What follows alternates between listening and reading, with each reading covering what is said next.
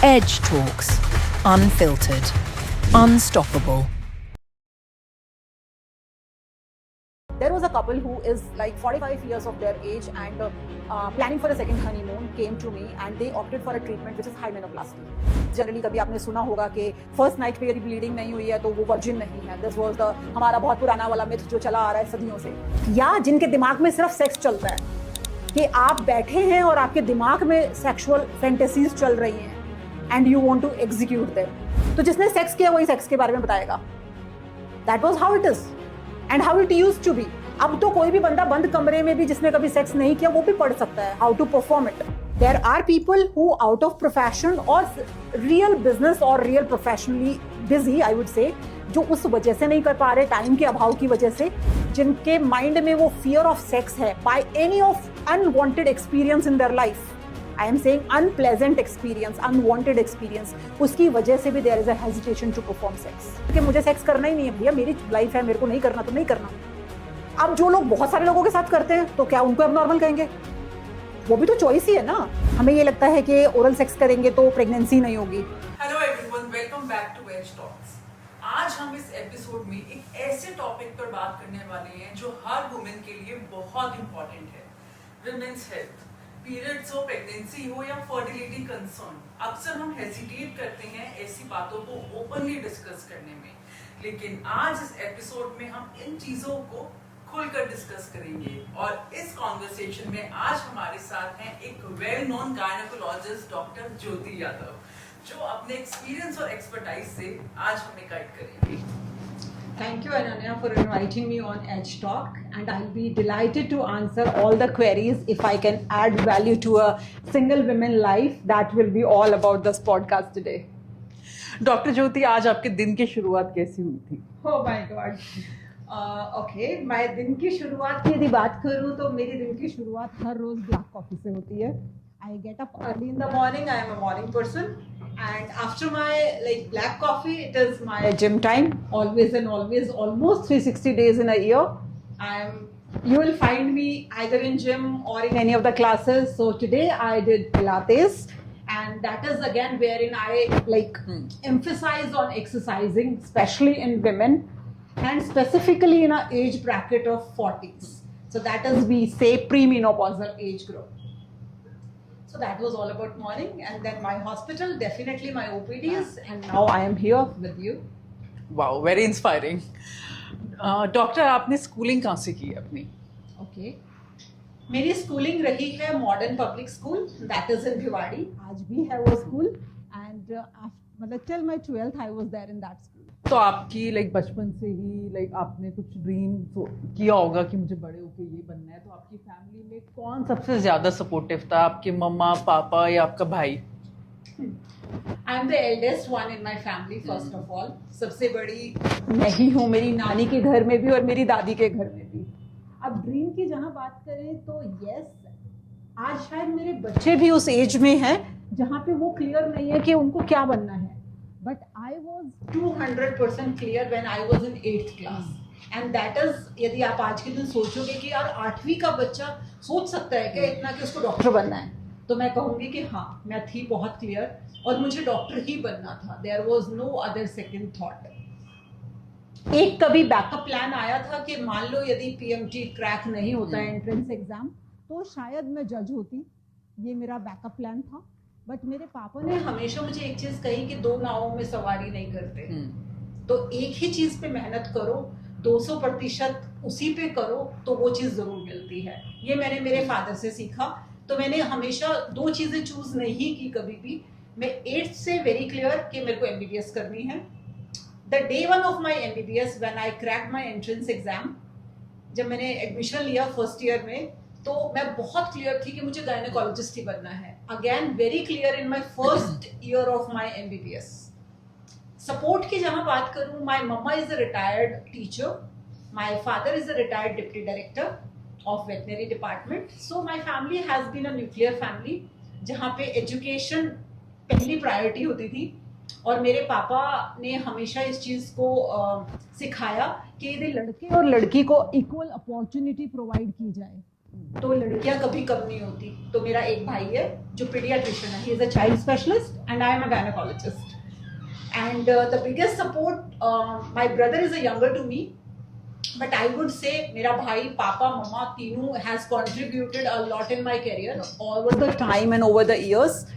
And I think उनके बिना तो possibility नहीं होती कुछ ऐसी. तो गायनेकोलॉजी में सबसे बड़ा चैलेंज आपको क्या लगता है? ओके, मैं आज से 20 साल पहले ऑलमोस्ट गायनेकोलॉजिस्ट बनी, राइट? सो उस ज़माने में जहाँ डिलीवरीज नर्सिंग स्टाफ, दाई और ये सब लोग करते थे, उस ज़माने में हमने गायनेकोलॉजी कर ली.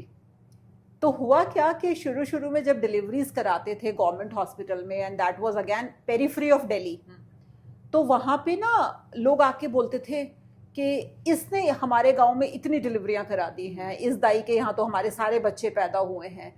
सो that was the biggest challenge I would से, to compete with a dai being gynecologist. कि people compare you दाई को gynecologist से.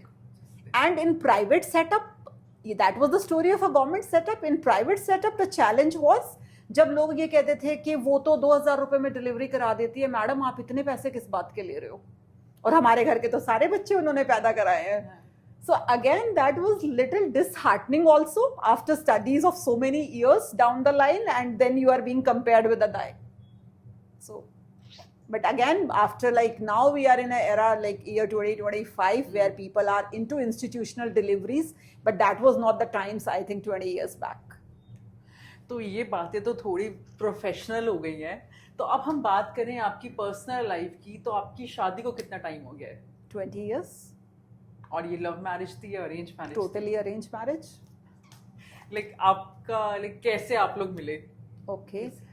My mother used to say, my father, जब हम छुट्टी में इंटर्नशिप चल रही थी मेरी, और जब every Saturday we use to come to home. मैंने रोहतक से अपनी PGIMS रोहतक से अपनी ग्रेजुएशन की है, तो हर सैटरडे हम घर आते थे. एंड इंटर्नशिप के टाइम पे मेरी मम्मी मेरे पापा को ये कहती थी, इसके लिए लड़का नहीं देखोगे तुम, मुझे लग रहा है इसके लिए लड़का नहीं देखोगे. मतलब एवरी सैटरडे वो उनके शब्द होते थे, और मेरे पापा के हमेशा एक सेंटेंस होता था, जब टाइम आएगा हो जाएगा. तो किसी दिन कोई आए हमारे घर पे, उन्होंने कहा कि चलो डॉक्टर साहब आपको ना एक लड़के से मिलवाते हैं. सो मेरे पापा चले गए, and that was the day they came again to my house, and उन्होंने कहा कि हमारा बेटा इसके बाद ना अपना कॉलेज चला जाएगा. And my husband used to do his graduation from Wardha, so that was quite far. तो हम आज ही लड़की देखना चाहते हैं. एंड जब लड़की देखने की बात हुई तो चलो जी लड़की देख लेते हैं वाला टाइप हुआ. And that was the first man I would say who came to my house and said yes, कि हम तो आज ही एंगेजमेंट कर देंगे. And that was how it was total arrange marriage. तो लाइक आप लोगों का कोई ऐसा मोमेंट जो आपको लगे कि हाँ ये तो प्रॉपर फिल्मी है? फिल्मी नहीं कहूँगी मैं, ट्रेडिशनल कह सकती हूँ, नॉट फिल्मी. But it was totally a traditions of the family which we carried forward, wherein मेरे पापा ने हमेशा एक वैल्यू मुझे दी हर बार घर आने पे, कि शादी तो मेरी मर्जी से होगी, या शादी तो हम अपनी ही कास्ट में करेंगे. that was the culture, or that was the tradition we have been like carry forward over the years. And I think that was all about the family life for the husband I have today, and he is a dermatologist. And तो ये पहली priority होती थी उस time पे, तो doctor है तो डॉक्टर से करनी है. एग्जैक्टली. सो यही एक चीज़ थी जो पापा ने भी देखी, और यही हमसे पूछी जाती थी कि अच्छा डॉक्टर है तो डॉक्टर से करेगी या नहीं करेगी. तो दूसरा कोई ऑप्शन ही नहीं होता था माइंड में. व्हेन यू गाइस मेट, तो कैसा रहा सब कुछ? जैसा सोचा था वैसे निकला या totally unexpected? Marriage as an institute, I would say that it comes up with so many things together, all together as a package. We cannot say it is all a dreamy world, or we cannot say it is all a practical world. It is a mixture of everything. You do adjustments every day for each other. You do adjustment every day for your family. And I think I am blessed one to have a husband, which I have. And the family is all together with one girl and one boy which I have, and we are happily, I think, in these 20 years there is nothing which I can quote that doesn't work for me. It has always worked for me. Like आपने बोला कि पहले ज़माने में होता था कि doctor है तो डॉक्टर से ही शादी करेंगे, वो इसलिए भी होता था कि कोई किसी एक का प्रोफेशन इजीली दूसरा समझ लेगा। ट्रू। बिकॉज अगर वो दोनों ही डिफरेंट प्रोफेशन से हुए तो समझ नहीं पाएंगे। तो इसी के चलते हुए आपका शादी का सफ़र कैसा रहा? मतलब कभी कोई केस है, आप लेट हो गए तो उन्होंने हर चीज़ को अंडरस्टैंड किया? Yes, I did my, as I said ना कि मेरा तो पोस्ट ग्रेजुएशन भी मेरी डॉटर 6 मंथ्स की थी and my husband was there to accompany her, तो उसने ही पाला उसे। मैं I was there in Mumbai for 3 years for my post graduation and my daughter was with totally with my husband only and definitely with the family support. So he is more of a family man, I would say, who has raised my kids better. And today also he is a person who is again a true father. I will always admire him for that thing कि वो अपने बच्चों के लिए हमेशा होता है। शादी के बाद सबसे बड़ा चेंज क्या फील हुआ?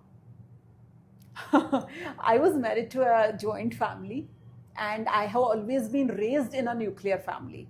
मेरे घर में सिर्फ, and being the eldest daughter I have always been given an opportunity जहाँ पे मेरी चलती थी, सो कॉल्ड।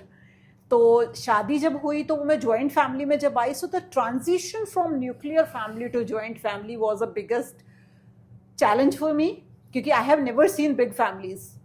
तो मुझे लगा कि, और एकदम से पढ़ाई के बाद, मतलब after just doing my graduation I was in a family which was full of members and मुझे ये लगता था ओ माई गॉड, मैंने तो इतने बड़े बड़े बर्तन भी नहीं देखे थे कभी। बीइंग इन न्यूक्लियर फैमिली छोटी छोटी बर्तन होते थे, तो जब ज्वाइंट फैमिली में आई तो मुझे लगा अच्छा इतना सारा आटा लगता है एक साथ, क्योंकि इतने लोगों का खाना बनता था। So that was, but it was again a good thing to learn the values of a joint family, and being the in joint family, that was an opportunity for me, that my mother-in-law always took care of my children. The mother-in-law was always there to support me. मैं रात को late आ रही हूँ, being a gynecologist, या रात को late जा रही हूँ तो मैं अपना सोता हुआ बच्चा भी उनके पास छोड़ के जा सकती थी। So without them, तो it would have been a really tough time as a gynecologist for me, I think. You are totally blessed. Yes, I am. तो पहले ज़माने में जब आपने बोला कि people used to prefer दाई माँ, लोगों को इतनी विमेन हेल्थ की अवेयरनेस ही नहीं थी। True. बट जिस प्रोफेशन में आप हैं आजकल विमेन हेल्थ का इतना ज़्यादा लाइक अवेयरनेस हो गई है। तो एक टर्म है पीसीओडी। पहले पीसीओडी पता भी नहीं था लोगों को होता क्या है। तो आप आज हमें बताइए, हमारे ऑडियंस को बताइए कि ये एक ओवर हाइप टैग है जो डॉक्टर्स ने दे दिया है लाइक कि हर किसी लड़की को कि अच्छा पीसीओडी होगा, या फिर ये एक जेन्युइनली कंसर्न है?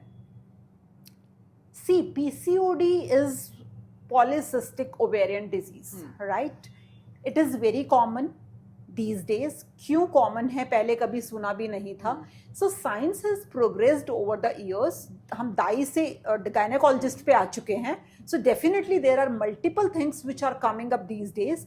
PCOD, I would say that it is a lifestyle disorder.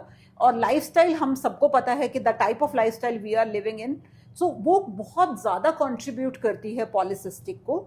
दूसरी तरफ it is not the doctors who have overhyped it. It is the community which has overhyped it. I face every second day there is a girl coming with an ultrasound report to me और वो मुझे बोलती है doctor मुझे PCOD है। वो already बता चुकी है अपना माइंड कि उसको PCOD है।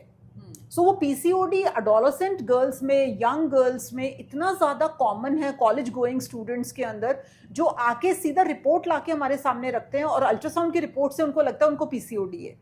Wherein PCOD itself is a disease, or I would say disorder, which is accompanied with multiple changes. It is accompanied with metabolic changes, it is accompanied with hormonal changes, it is accompanied with ultrasound picture.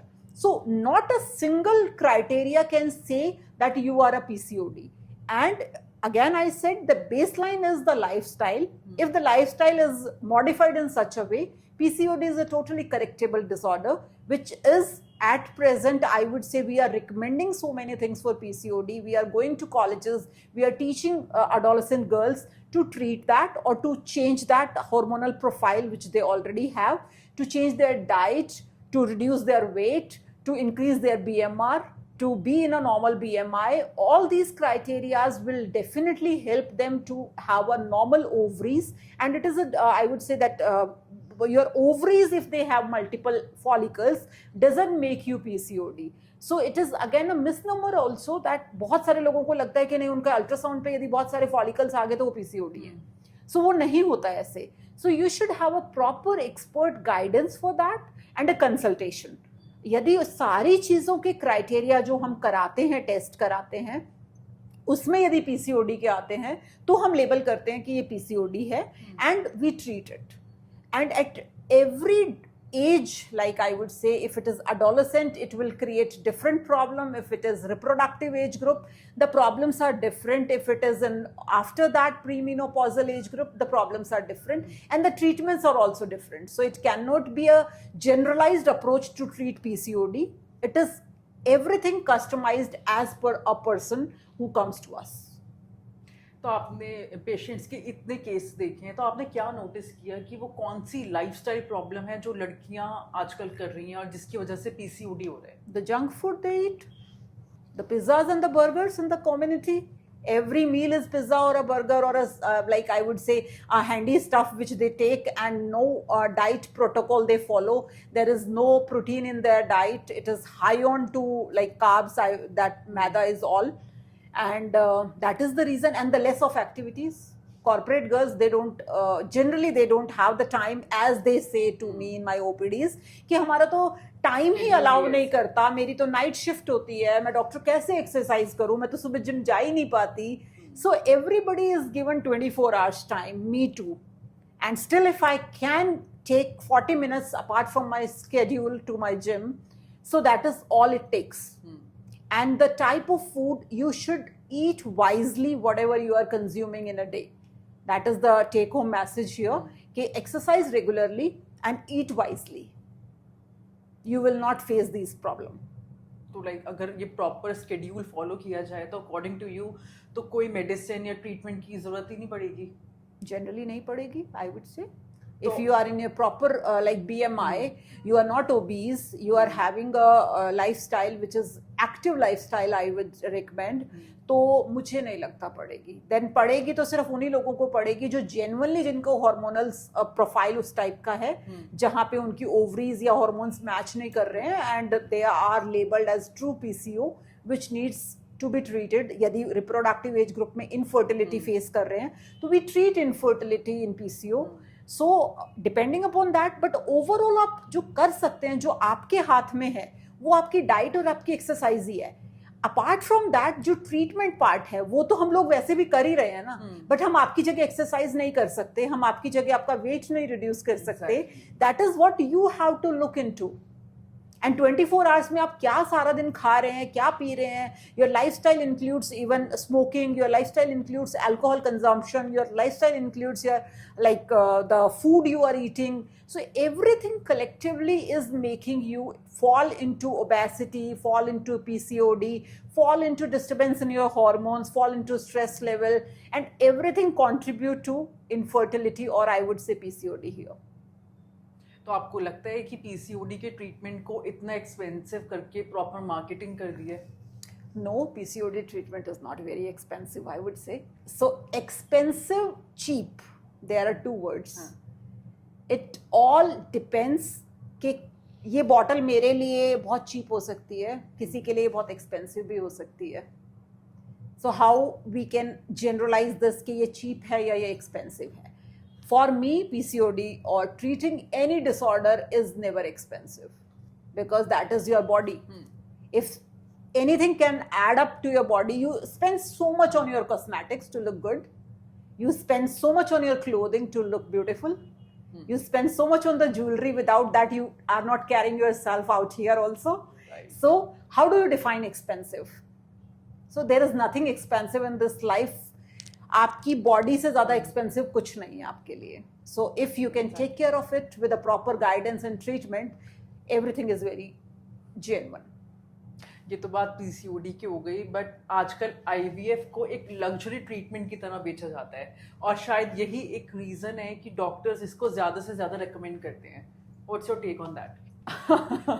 Okay, IVF is, सबसे पहले बताना चाहूँगी कि what is IVF. IVF is in vitro fertilisation and basically ये treatment offer किया जाता है उन कपल्स को, those who are facing problem in conception, right, जहाँ पे हम आपके एग्स को और आपके सीमन से स्पर्म को फ्यूज करते हैं in artificial media and we just introduce into the uterine cavity to implant it at a different stages of its development, right? That is what is IVF is all about.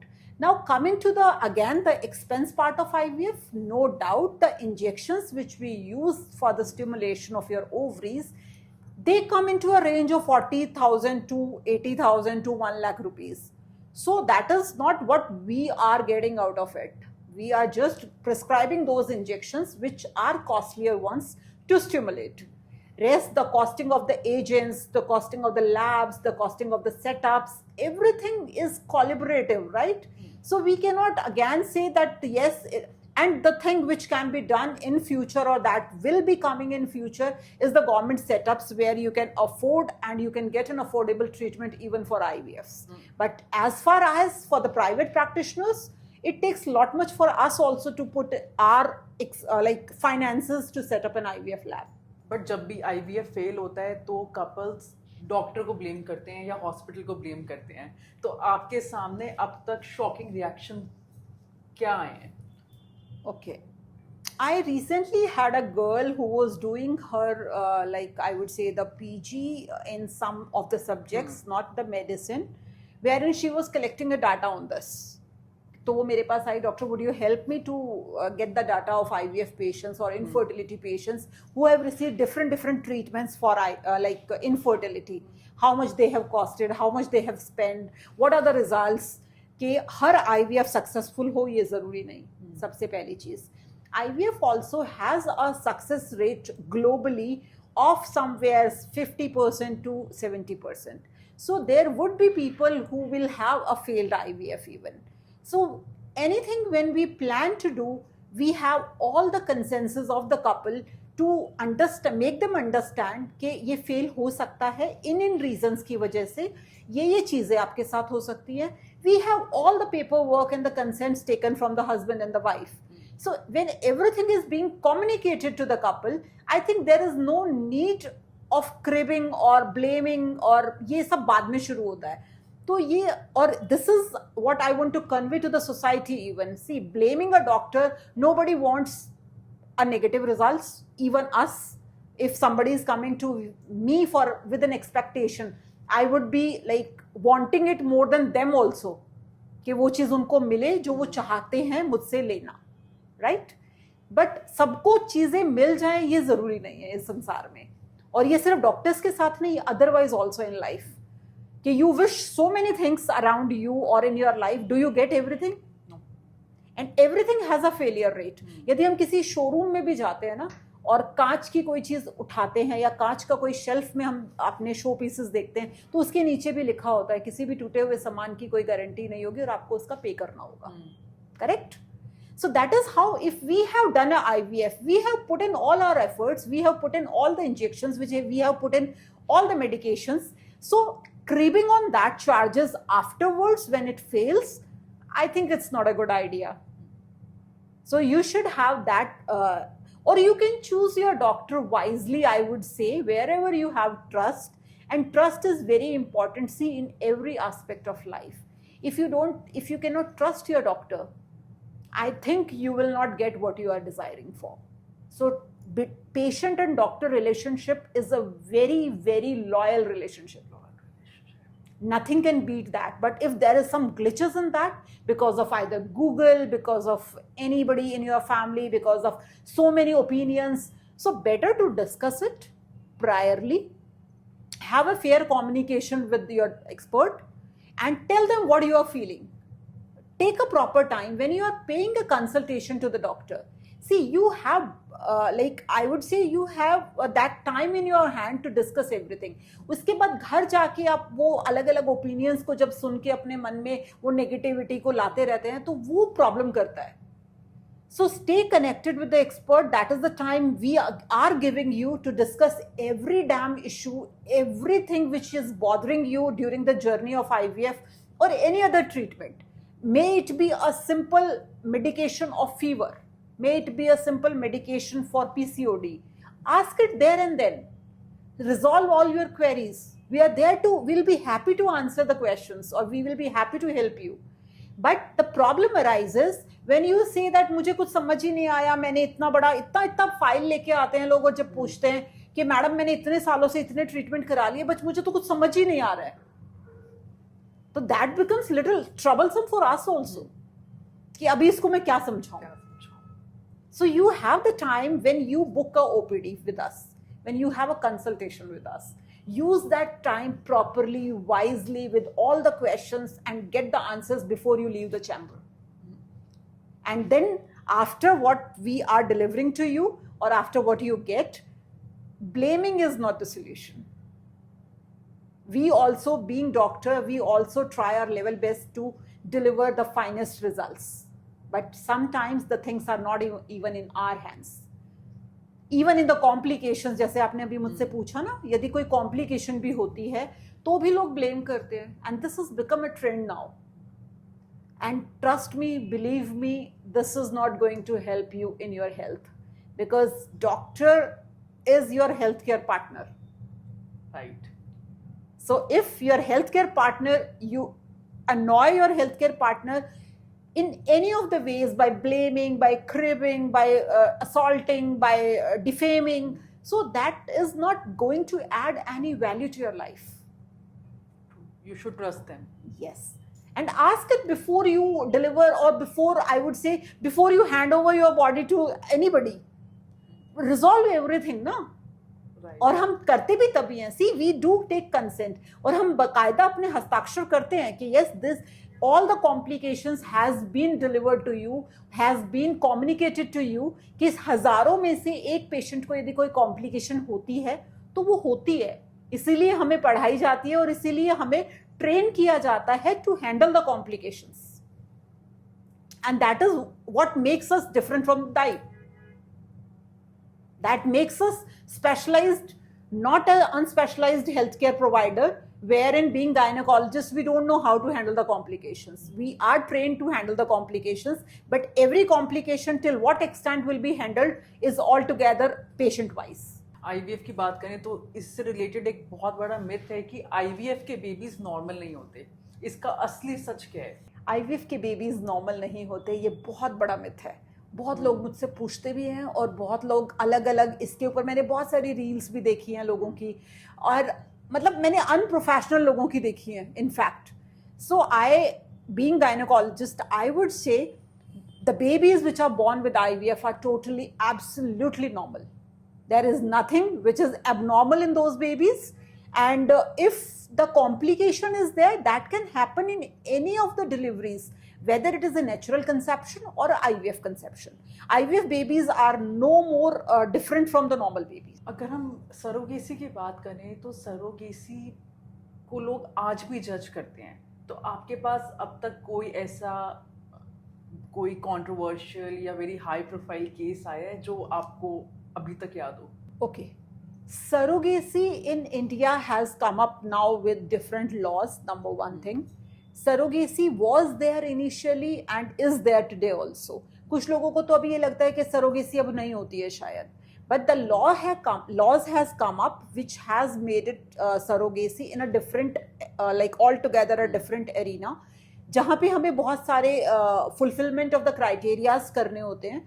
Surrogacy basically होता क्या है वो मैं यहाँ पे specify करना चाहूँगी कि सरोगेसी अगेन एक टेक्निक है, आर्टिफिशियल रिप्रोडक्टिव टेक्निक, जहाँ पे यदि आपके यूट्रस में कोई प्रॉब्लम है, मींस आपका यूट्रस उस प्रेगनेंसी को कैरी फॉरवर्ड ही नहीं कर सकता because of any of the problems, numerous problems, और किसी फीमेल को यूट्रस है ही नहीं. So wherein there is no uterus or any associated problem with the uterus, हम सरोगेसी ऑफर करते हैं, राइट? उसमें होता क्या है कि किसी और का हम यूट्रस लेते हैं जहाँ पे हम इम्प्लांटेशन कराएंगे. आपकी 9 महीने की journey that female will carry forward and we will deliver that lady after conception till 9 months और उसके बाद हम उसकी डिलीवरी कराते हैं. सरोगेसी की स्टोरी ये है. सरोगेसी पहले भी होता था. आपने बहुत सारे सेलिब्रिटीज के सुने भी होंगे जिनके बच्चे कब हो गए किसी को नहीं पता.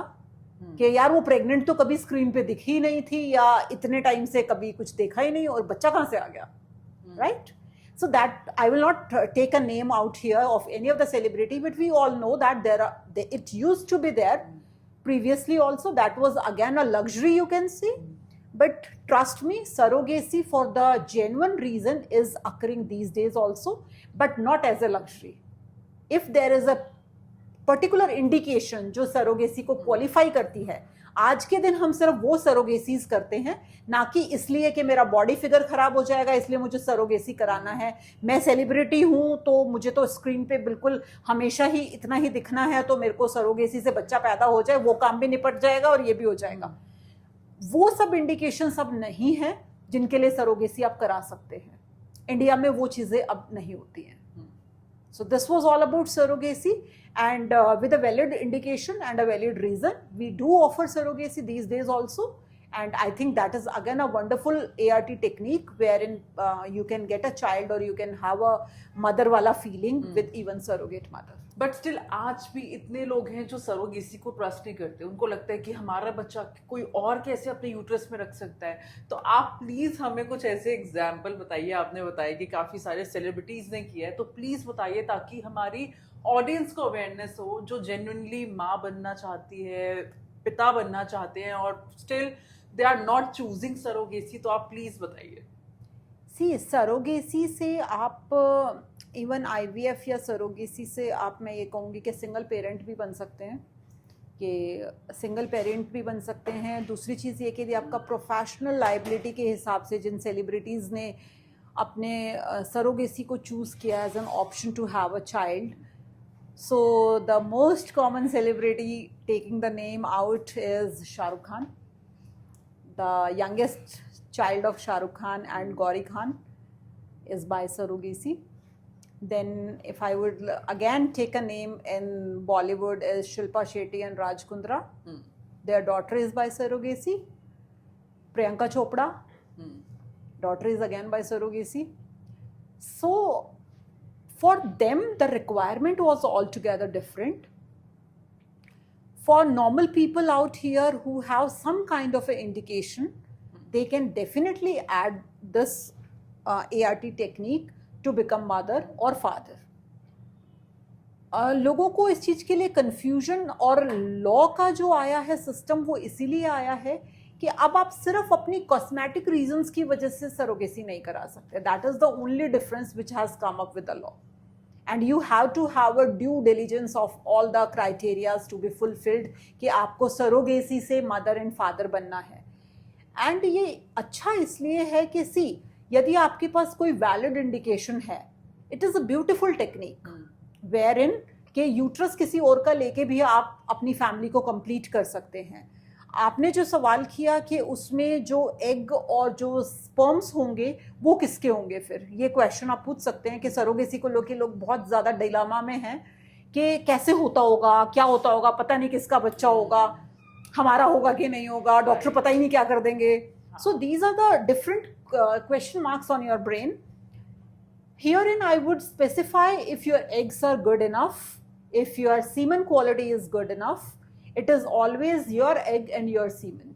The sperms and the eggs are from the couple itself, and the implantation is only in the uterus of somebody else, the third person. We are not taking eggs from that lady.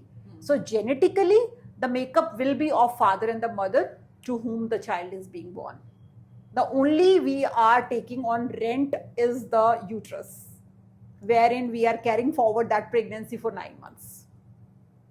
आज भी इतने लोग हैं जिनको basic difference ही नहीं पता IVF और surrogacy का, उनको लगता है कि दोनों कहीं ना कहीं सिमिलर ही हैं। तो आप बेसिक डिफरेंस बताइए। IVF के अंदर जैसे मैंने शुरू किया था डिफाइन करना, it is in vitro fertilisation. That means कि हम लेते हैं आपका semen wherein we want sperms and egg from the wife, and हम उन दोनों को फ्यूज कराते हैं अपने आर्टिफिशियल मीडिया में, and we transfer that fused embryo in the uterine cavity of the wife. That is IVF, right? In case of any problem with the uterine cavity, that wife is not able to carry forward the pregnancy in that particular uterus, then we take a uterus on rent that is surrogacy. Again, I am specifying the sperms and the eggs are of the couple in surrogacy also and in IVF also. Only the change of the room is there, not of the wife but of somebody else. But everything is being designed and planned in such a way that that lady of surrogate mother we are labeling is also being tested for various tests. The sperms and the eggs are being again judged and tested, husband and wife, for various tests, and then only it is being formulated and designed and surrogacy is done. तो surrogacy का कोई ऐसा case जो आपको emotionally touch कर गया हो? There was a couple wherein there was no uterus only in the wife. That is again an anomaly. जहाँ पे uterus है ही नहीं. And she was willing and she was desperate to be a mother. And choosing any kind of IVF, any kind of surrogacy. See, the society we are into अभी भी 2025 में, it is very tough for the family to understand. It is very tough for, first of all, for the husband to understand, क्योंकि उनको लगता है कि पता नहीं किसका ही बच्चा होगा, राइट? तो वो सारी चीज़ों को, सब चीज़ों का तालमेल बिठाना. मेरे पास एक पेशेंट ने जब ये चीज़ लड़की ने आके बोला तो आई सेड कि see I can give you this option, बशर्ते कि आप अपने हस्बैंड के साथ आएँ. I need to talk to you both, because being husband and wife, being mother and father, you will be the counterpart of each other, right? So she was like little reluctant, क्या मैं अकेले नहीं कर सकती हूँ? So I tried to convince her कि नहीं, तुम अब एक बार लेके तो आओ अपने हस्बैंड को, let me talk to him, let me understand his mindset. क्योंकि यदि हम अकेले अकेले करेंगे तो फिर वो बाद में प्रॉब्लम क्रिएट होगी. And then that will be a problem for the baby also, who is still unborn. We can still handle and understand the mindset of the family as well as the husband, but बाद में हमारे पास there will not be any U-turn. So she agreed upon me, and when husband was being accompanied, everything was narrated to him also, and husband and wife has to be on the same page. Then only you can offer a treatment, then only you can deliver a treatment. Otherwise it is always a problem. तो वो चीज़ें तो हमें mandatory करनी होती हैं. We need both the consents of husband as well as wife. So that was the girl who delivered with surrogacy, I think many years back, and she is having that child, I think now 10-12 years, and wonderful memory. And after that वो जब भी कभी आती है तो वो अपने बच्चे को स्पेशली मुझसे मिलवाने के लिए लेके आती है, and that is what I have earned out of that delivery. But आजकल इंडिया में सरोगेसी को एक बिजनेस बनाया जा रहा है, तो आपके अकॉर्डिंग क्या है, क्या आपको लगता है कि एक्सप्लॉयटेशन इंटेंडेड पेरेंट्स कर रहे हैं या फिर सरोगेट मदर्स कर रही हैं? अनन्या, इंडिया में अब सरोगेसी बिजनेस नहीं है. I am again emphasising on this fact that now the laws has designed and formulated in such a way कि you can not exploit this option of surrogacy for earning money और for offering a treatment which is not needed. तो अब हम वो नहीं करते हैं, और अब वो आप कर ही नहीं सकते हैं. नाइदर द पेरेंट्स और द कपल कैन एक्सप्लॉइट कि उनके पास बहुत पैसा है, वो सेलिब्रिटीज़ हैं, या वो इतने इन्फ्लुएंशियल हैं, या वो इतने पैसे वाले हैं कि अपना सब कुछ दे के वो सरोगेसी करा लेंगे, and it's a costly opportunity. तो अब वो सब चीज़ें नहीं होती हैं. The law is permitting only surrogacy when it is being medically indicated and with all the checklist which we have, then only you can opt for surrogacy. Otherwise आपके पास चाहे जितना मर्जी पैसा हो, आप सरोगेट मदर नहीं ले सकते हैं. तो आपने कभी इंडस्ट्री में ऐसा फील किया कि मनी ओवर ह्यूमैनिटी चल रही है? मैंने नहीं किया. मैंने इसलिए नहीं किया, see what you are, things become like that only. So I have been a proud gynecologist always throughout my life, क्योंकि मेरे लिए मेरा प्रोफेशन, मेरा पैशन है. एंड इनफैक्ट मैं नई पीढ़ी को भी ये चीज़ बोलती हूँ कि यदि आपका पैशन और प्रोफेशन सेम है तो आप कभी भी अपनी लाइफ को क्रिब नहीं करोगे.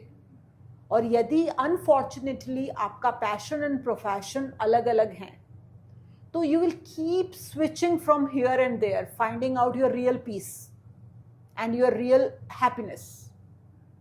So that is how I am saying again, as per the doctors out here or those who are listening to me, being doctors, it's a very proud feeling and we deliver our services proudly. Things are, हम बहुत सारी चीज़ें जब सुनते हैं तो आप believe नहीं करोगे कि बहुत फेक लोग होते हैं जो डॉक्टर हैं ही नहीं. ये किडनी रैकेट पकड़ा गया, वहाँ पे ऐसा हो रहा था, और जब we go into depth of that, they are not the real specialist only. So the maximum things which are going or coming up in the news and like misguiding the society and misleading informations are circulating, they are not doctors, they are not the specialists, they are not the real people who are delivering their services. So this is a very pure profession and I think a proud one. ये दोनों जो हमारे treatments थे, ये वो treatments थे जो बहुत इम्पॉर्टेंट हैं सोसाइटी में, जो किसी को माँ बाप बना सकते हैं. बट आजकल एक ऐसे ट्रीटमेंट्स भी चल पड़े हैं जो कि सिर्फ सोसाइटी या हस्बैंड के प्रेशर के अंडर में विमेन कराती हैं, just like vaginal tightening treatments. तो आपके पास क्या कभी ऐसे पेशेंट्स आए हैं जो सिर्फ सोसाइटी या हस्बैंड के प्रेशर से आपके पास आई हों? See Ananya, over the years यदि हम हस्बैंड के प्रेशर की बात करें तो I think we are living in a society which is considered to be a male dominating society. That has always been a male dominating society, right?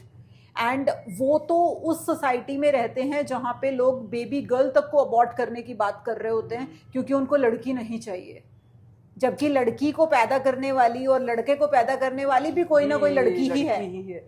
But still ये हमारा दुर्भाग्य है, मैं ये कहूँगी कि जहाँ पे हमारे पास आए दिन ये चीज़ें आती भी हैं और जब हम उस थॉट प्रोसेस को समझ रहे होते हैं तो दुख भी होता है कि क्या आप किसी की बेटी नहीं हो, आप कहाँ से आए. और सबसे ज़्यादा एक बेटी ही होती है जो बोल रही होती है कि हमें बेटी नहीं चाहिए. Exactly.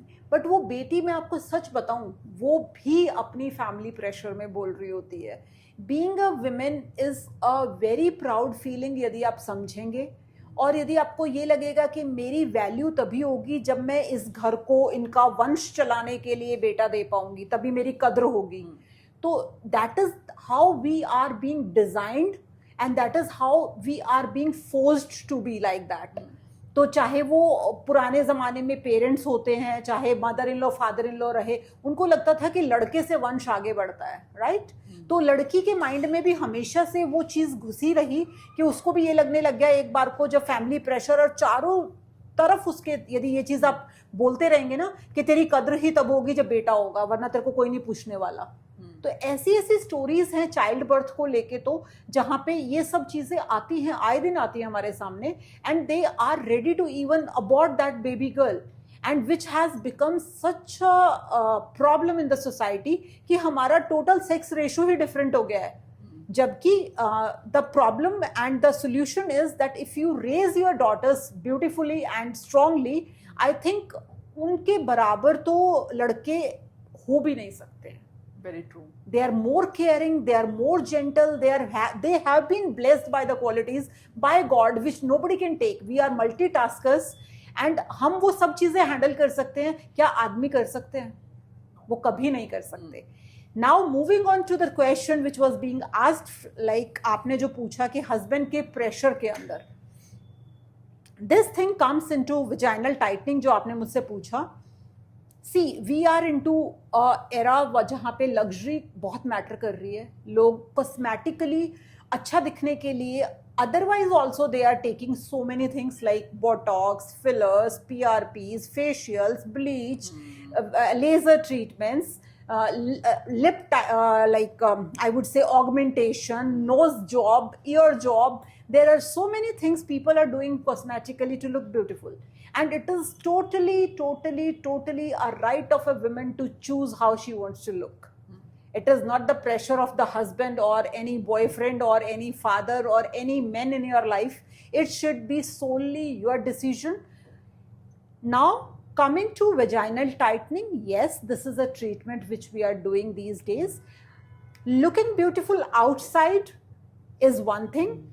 Taking care of your internal organs is different thing. So more you look beautiful outside, I think उतना ही आपको महत्व देना चाहिए आपकी internal beauty पे भी, which means your diet, your organs like your breast, your vagina. Definitely we have been offering these treatments, but again the question was by the husband. No, it is you only who have to choose these, and it is you only we are offering to. We are not offering these treatments for the husband that you will have a fantastic sex if your wife has a vaginal tightening.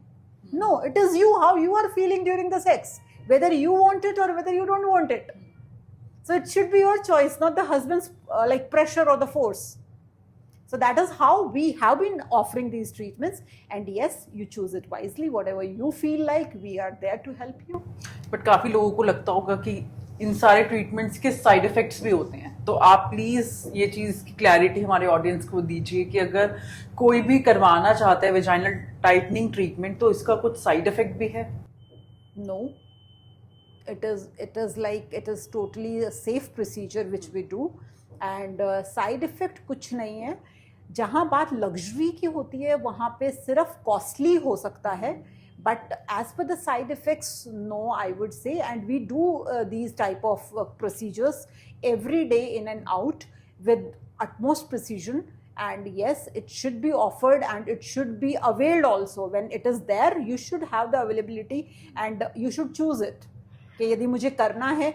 Because what happens is, see, over the years of your marriage or your sexual life, a woman thinks that the sex drive has decreased, or the husband thinks the sex drive has decreased. What treatment can we get? And they ask this questions, and then definitely there is vaginal rejuvenation which we are offering. There is G-shot, which is a procedure which we are offering, which increase your libido, which increase your sex urge, which increase your sexuality. There is you mentioned, the vaginal tightening is another treatment which offer. There is hymenoplasty which we are offering. There is hymen job which we are doing. There is augmentation of the vagina which we are providing. There is PRP treatment which we are offering. There is lot much happening on vagina, and I think if you know, you should ask your doctor, and whatever suits to your options, you should avail that. And everything out of these options are totally safe. And they are not the indicated options, they are the cosmetic, or I would say the luxury options. According to your experience, vaginal tightening treatment बहुत ज़रूरी treatment है या फिर ये एक cosmetic trend है जो doctors ने ही पुश कर दिया है? नहीं, it is not the doctors who have pushed this treatment. It is your need which has made us to discover these treatments. It was the need of the couple, it was the need of the lady which we are offering. Why would anybody opt a vaginal tightening if I am saying?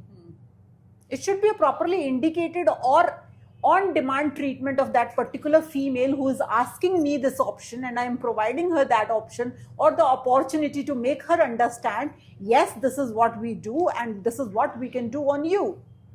And if you choose to have that luxury or the cosmetic treatment, we are there to help you and we are there to offer you that treatment. It is not us who is pushing it. It is the need actually. अभी तक आपके experience में सबसे अजीब या shocking request कब आई vaginal treatment? See, I would say it is nothing shocking or it is nothing surprising. I am happy that women have become that bold to ask for the treatments. If they are coming and walking in and discussing these options in my OPD chamber, my job is half done. Because the problem is that being females, we are bounded in so many boundaries, we are biased with so many things in our lives that we are not giving importance that how we look, how we walk, how we talk, wherein we have so many things which we can do actually.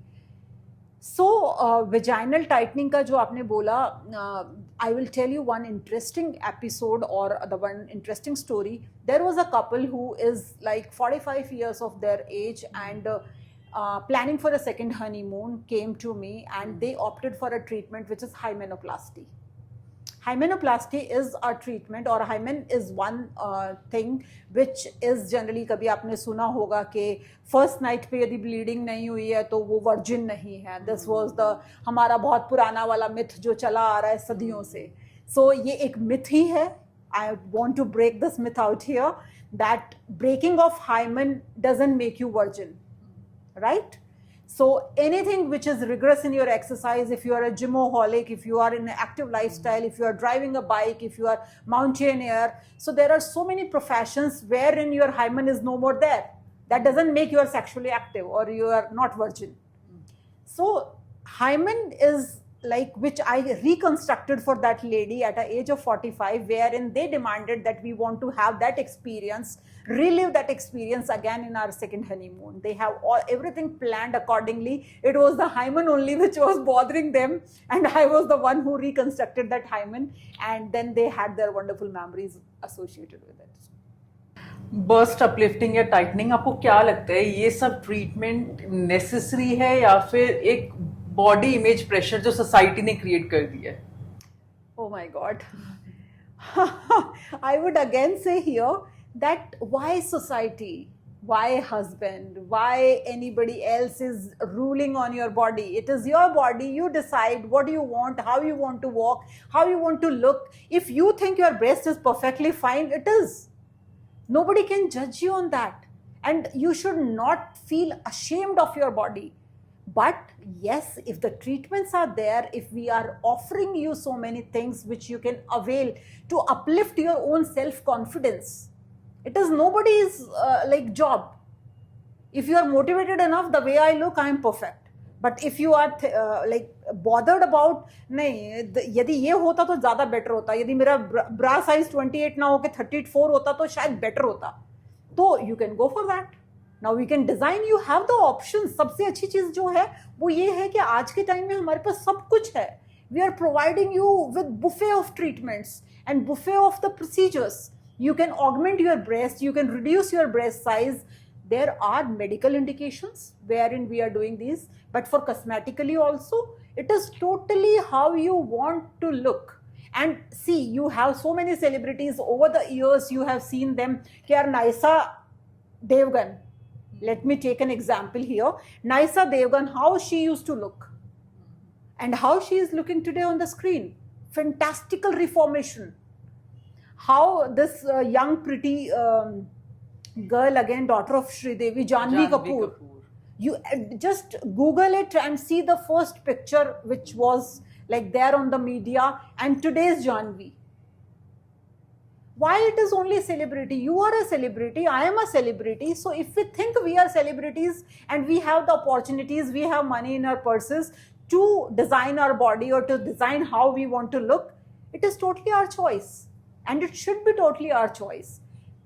There are few things which definitely will boost your confidence. A good makeup, a well-dressed female and a वो कहते हैं ना कि अच्छा सा heel और अच्छा सा makeup, अच्छी सी eyes सबको attract करती हैं. लेकिन ये नहीं है कि हम किसी को attract करने के लिए वो कर रहे हैं. It is just us. When we look into the mirror, we should look confident to ourselves first of all. Then when we move or we enter in a room, everybody should be stunned enough to see यार confidence है. Beautiful है. These are the compliments which everybody wants to listen to. And these are the things which make us more confident. Right? So, ये सब चीज़ों को देखते हुए ये सब चीज़ें हैं आज के दिन हमारे पास options, procedures. And I think उसके लिए हमें opt भी करना चाहिए. तो कभी किसी पेशेंट ने बस्ट अपलिफ्टिंग या टाइटनिंग का कोई ऐसा रीज़न दिया हो या फिर कोई ऐसी स्टोरी बताई हो जिसे सुनकर आप टोटली शॉक्ड हो गई हो, इमोशनल हो गई हो? हाँ बिल्कुल. There was a corporate girl who was being bullied for that कि डॉक्टर मैं बहुत सारे कपड़े नहीं पहन पाती हूँ because of the size of the breast. That was the breast reduction surgery which was being offered to her. Number one कि एक तो मेरे को बहुत सारे लोग इस चीज़ के लिए on my body everybody is staring only on my like bust. Secondly, I don't feel myself confident wearing certain clothes. I want to wear, but I am not able to wear because of the size of the breast. Thirdly, when I sit, I feel pressure on my shoulder because of the size of the breast. So that was the indication medically for that girl. But apart from that medical indication जो वो खुद face कर रही थी वो तो एक अलग चीज़ थी, उसको वो ज़्यादा चीज़ें बॉदर कर रही हैं कि उसके कलीग्स क्या सोचते हैं, या जब वो निकलती है, जब वो बैठती है, जब वो जाती है, so everybody is steering just on that. So that was what was lowering her confidence. That was what was bothering her each day and night. So finally she took this decision to underwent a surgery, and I think she is happy enough now. Because वो हमने उसके लिए की, ना कि इस वजह से कि लोग कैसे देख रहे हैं. अगर हम सोशल मीडिया की बात करें तो पहले सोशल मीडिया पर इतनी अवेयरनेस नहीं दी जाती थी, होता ही नहीं था सोशल मीडिया, तो लोगों को कुछ भी प्रॉब्लम हुई तो वो डॉक्टर के पास जाते थे. बट आजकल सोशल मीडिया जब से आया है तब से लोग सारा ज्ञान चाहते हैं कि हम अरे यूट्यूब खोलते हैं, उस पर देख लेते हैं कि हाँ अगर ये हो रहा है तो ये क्यों हो रहा है और ये कैसे ठीक होगा. तो आपके अकॉर्डिंग क्या सोशल मीडिया के ज्ञान की वजह से लोग डॉक्टर के पास जाने से बचते हैं? बिल्कुल बचते हैं, और इसकी वजह से डॉक्टर्स ने बहुत सारे हॉस्पिटल्स में अपने ओपीडी चेम्बर्स के बाहर बकायदा नेम प्लेट लगवा रखी है इस चीज़ की, instruction that Google consultations are not entertained. Means कि जो आप इंफॉर्मेशन हमें दिखाने से पहले अपनी तरफ से सब कुछ पढ़ के आते हो कि यूटीआई है तो डॉक्टर मैंने ये तो ट्राई कर लिया था, मुझे ये था तो मैंने ये तो ट्राई कर लिया था, किसी ने मुझे ये कहा, इसका तो इतना परसेंटेज होता है, इसका तो इतना गूगल बताता है.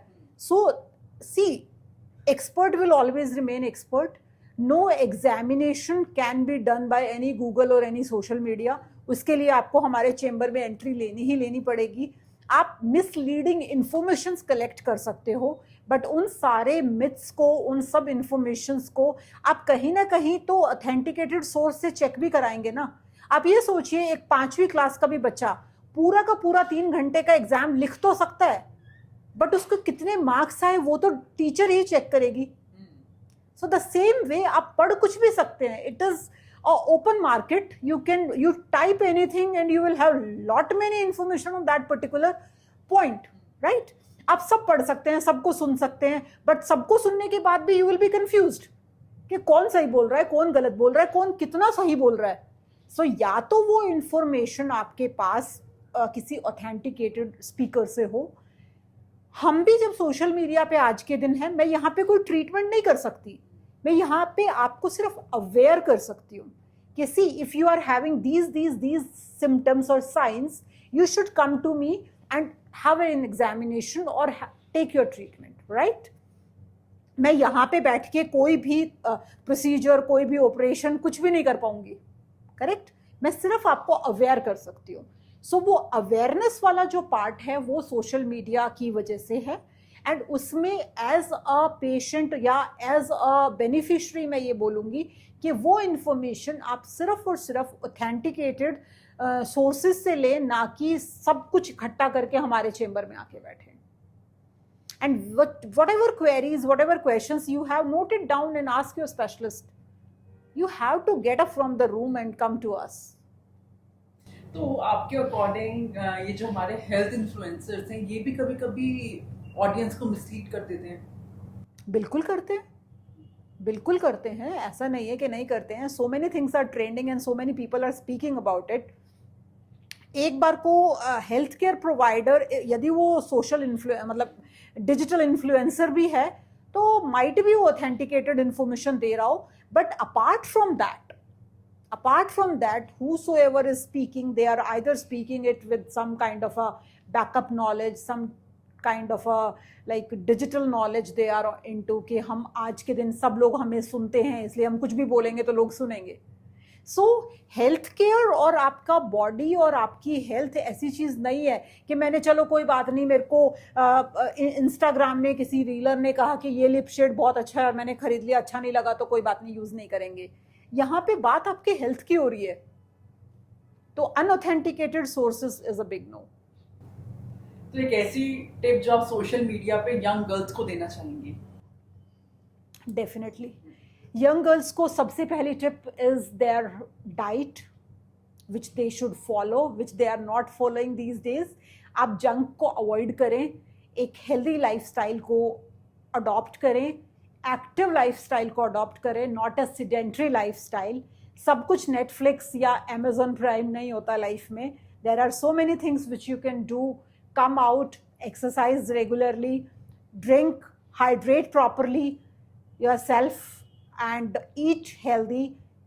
That is what I want to tell about this. Second information which I want to or communicate with you girls out there is, I want to emphasize and on every possible platform एक चीज़ के बारे में मैं हमेशा बोलती हूँ, और वो है सर्वाइकल कैंसर वैक्सीन. आज के टाइम पे सर्वाइकल कैंसर इंडिया में थर्ड लीडिंग कैंसर है जो आपके लिए जानलेवा हो सकता है. एंड सर्वाइकल कैंसर के लिए हमारे पास वैक्सीन अवेलेबल है. The age bracket for the vaccine is 9 years to 15th birthday of yours. That means 9 to 14 years में आपको वो वैक्सीन लगवाना है. HPV वैक्सीन नाम है. बॉयज़ एंड गर्ल्स दोनों को लगता है. बहुत सारे strains for boys also, penile cancer, genital warts, throat cancer, cervical cancer in women, all are being prevented by this vaccine which we are providing as a healthcare providers. हमारे hospitals में available है. सो ये एक बहुत बड़ी information है जो हर platform पे होनी चाहिए. एंड आई थिंक जितना हम एजुकेट कर पाएँ उतना हम जितनी देर में मैं आपसे बात कर रही हूँ, every third minute a woman is dying of cervical cancer in this country. So the brunt of that is too much, and we can lower it down by vaccinating the young girls, the next generation of ours, and it can be given even in reproductive age group till you are 45. आप ये बताइए कि लड़कियों के लिए masturbate कितना important है और उनको कितना रेगुलर होना चाहिए, और ये जो आजकल प्रोडक्ट्स आ रहे हैं क्या ये सेफ है या इनके भी साइड इफेक्ट्स हैं? ओके, सी, मास्टरबेट करना इज़ नॉट अ क्राइम. पहली चीज़, मास्टरबेट करना आपकी सेल्फ सेटिस्फैक्शन के लिए है, जो आपकी एक सेक्सुअल अर्ज को कम करता है. राइट? सो ये एक नॉर्मल फिनोमिनन है आपकी बॉडी का, आपकी एज के हिसाब से, कि विद द एज ऑटोमेटिकली आपका जो फ्रीक्वेंसी ऑफ मास्टरबेशन है वो शायद कम हो जाता है. When you are young enough तो हो सकता है वो ज़्यादा भी हो. देयर आर पीपल लाइक जो हम अडोलेसेंट एज की बात करते हैं, जहाँ पे वो सिर्फ आउट ऑफ क्यूरोसिटी ट्राई कर रहे होते हैं. They want to actually know everything. Again we do one program which is safe sexual practices, wherein we are educating the young girls how to avail that. Right? Having sex is one thing, having safe sex is what we want to. Right? Masturbation is absolutely normal. There is no harm doing it. There is no frequency designed for it. There is nothing which is important in the duration. You can do whatever days you want. You can do. The only thing which I want to point out here is there are people who are known as sex addicts. Have you heard of this term? या जिनके दिमाग में सिर्फ sex चलता है. Right? सो वो abnormality है, वो टोटली एबनॉर्मैलिटी है, because doing sex is a physical act but thinking sex is a mental act. They two are different things. So when sex is here all the time, it is not good. Performing sexual activity is altogether your physical need, and it is okay. In that also, if you practice something which is like an abnormal behavior physically also, that might raise a concern to a female, and that might raise even a concern to a male. So because it involves two genders, so both are equally important and both are the participant in one act. Right? Masturbation is totally solely conducted by one gender, and it is absolutely normal. But यदि वो भी आपकी daily दिनचर्या को खराब करता है, कि आप बैठे हैं और आपके दिमाग में सेक्सुअल फैंटेसीज चल रही हैं and you want to execute them, वो गड़बड़ है. आप मास्टरबेट कर रहे हैं, ऑफन कर रहे हैं, कोई फ़र्क नहीं पड़ता. बट जब आपकी रूटीन को डिस्टर्बेंस होने लग जाए, आइदर बाय मास्टरबेशन और थॉट ऑफ इट, और बाय सेक्स और thought of it, is all abnormal. You have to seek an advice. you should seek an advice, you should consult a specialist. Because nowadays we have आपने सुने भी होंगे sex specialist हैं या gynaecologist हैं या urologist हैं. All the three specialties in hand are dealing with these problems, sexual problems. So question यही था, I think masturbation is normal. Number one, how often you are doing is totally your choice. It should not disturb your daily routine activities. It should not disturb you professionally. Rest is totally up to you. Using the dildos or products, here the take-home message is it should be hygienic. It should not lead you to have vaginal infections. Whatever you are putting inside should never cause and it should ideally be. I'll tell you one example here. I have a girl who is into a profession which needs her to get awakened by this sexual performance, but not with the men, but by using some products. So one day she came to me और उसने मुझसे पूछा कि doctor how to use a dildo or how can I use the dilators. There are so many products which are available. So the hygienic is one thing. उनका sterilization, cleanliness is a different thing, because if you'll keep reusing them, they should be properly cleaned, dried and then reused. आपको उससे infection नहीं होना चाहिए. Many products use silicon, तो बहुत बार vagina is sensitive to silicon products. तो ऐसा नहीं होना चाहिए कि आपको पता ही ना चल रहा हो and you are getting into that trouble. And if so, you should consult again a specialist and have a fair idea of how to use them. I have met many girls, not many I would say, but definitely few girls who have never been sexually active, and to them sex is altogether a different world wherein they even don't know how to perform a sexual activity. आपने कभी सुना होगा, now तो people are searching it on Google, but आपने कभी पुराने ज़माने की शादियां या पुराने ज़माने के लोग देखे हैं जहाँ पे 4 दोस्त धक्का मारते हैं एक रूम में, या 4 सहेलियां कान में खुसर फुसर करती हैं? तब गूगल नहीं होता था, राइट? तो जिसने सेक्स किया वही सेक्स के बारे में बताएगा. That was how it is and how it used to be. अब तो कोई भी बंदा बंद कमरे में भी जिसने कभी सेक्स नहीं किया वो भी पढ़ सकता है how to perform it, right? But again, there are so many bridges, there are so many problems which a girl can think in mind, and wherein with that fear in mind, she is not performing sex even at age of 30. There are people who out of profession or real business or real professionally busy, I would say, जो उस वजह से नहीं कर पा रहे, time के अभाव की वजह से. But I am telling you, जिनके माइंड में वो fear of sex है by any of unwanted experience in their life, I am saying unpleasant experience, unwanted experience, उसकी वजह से भी there is a hesitation to perform sex. And not to perform sex is again a choice. There is nothing abnormal physically. इसी पे मेरा आपसे एक question था कि related to virginity. पहले अगर हम आज के ज़माने से कंपेयर करें तो पहले वर्जिनिटी लड़कियां काफ़ी लेट एज में या फिर मोस्टली शादी के बाद लूज करती थी, बट आजकल girls are losing their virginity at very early as.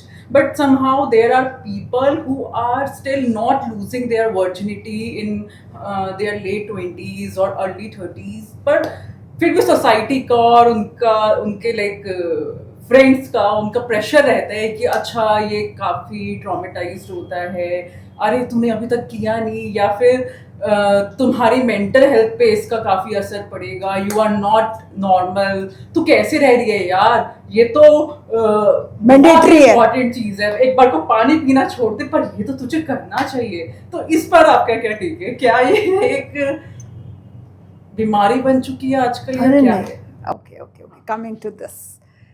सो मैंने आपको अभी ये चीज़ बताई कि masturbation, sex, these are all, सबसे पहले they are executed in your brain. It is not only physical act, it is a mental act. आप सेक्स करते हैं, आप सेक्स नहीं करते हैं, is your choice. And being women to stay virgin, not to stay virgin is again your choice. It is nothing कि तू abnormal है या जो सेक्स कर रहा है वो नॉर्मल है. Nothing sort of that. So if a female is not losing virginity even at 30s, it is a point of caution in the sense, are you really doing it by choice, or anything is bothering you that much that you are not able to perform sex, और anything physically और mentally you are in a thought process कि physical भी problem हो सकती है किसी को कि मुझे तो सेक्स ड्राइव ही नहीं होता, मुझे किसी के छूने से कोई स्टिमुलेशन ही नहीं होता. So that is one thing. If you don't feel like doing it mentally, that is again a different story. So definitely you should have an open conversation about it, but doing it or not doing it is nothing which makes you abnormal or normal. आप नहीं कर रहे हैं वो आपकी choice हो सकती है, बट रियल में यदि उसके बैकग्राउंड में कोई स्टोरी है, कोई इशू है, कोई प्रॉब्लम है विच यू आर फेसिंग और which you might have faced in past, तो वो जरूर डिस्कस करना चाहिए. Otherwise if you are absolutely normal and if you are like it is by choice you have opted कि मुझे sex करना ही नहीं है, भैया मेरी लाइफ है, मेरे को नहीं करना तो नहीं करना. अब जो लोग बहुत सारे लोगों के साथ करते हैं तो क्या उनको एबनॉर्मल कहेंगे? वो भी तो चॉइस ही है ना. सो ये सिर्फ बाय चॉइस है, बाय प्लेजर है, फॉर प्लेजर है. आप करना चाहते हैं, नहीं करना चाहते. यदि आपको कोई फिजिकल प्रॉब्लम नहीं है, यदि आपको कोई मेंटल इशू नहीं है, आप नॉर्मल हैं एक्चुअली, तो ये बिल्कुल नॉर्मल है. मेरा नेक्स्ट क्वेश्चन है आपसे, how safe is oral sex and how safe is anal sex?